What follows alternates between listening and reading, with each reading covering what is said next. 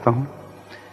میرے تجربے میں ہے اور بعض امریکہ میں بعض احمدی ڈاکٹروں نے بھی تجربہ کر کے دیکھا اور اسے کافی مفید پایا کہ کولیسٹرینم ایک کولیسٹرول سے بنی ہوئی ہومیوپیتھی دوا ہے اور فائٹولاکا جو عموماً موٹاپے کی بیماری میں استعمال ہوتی ہے، ان دونوں کو ملا کر اگر دیا جائے تو مفید ہوتی ہیں.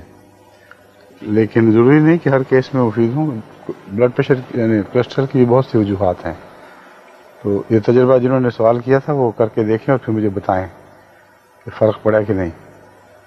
کولیسٹرول 30 طاقت میں، کولیسٹرینم اور فائٹولاکا 6 میں میں عموماً یہ ملا کر دیتا ہوں.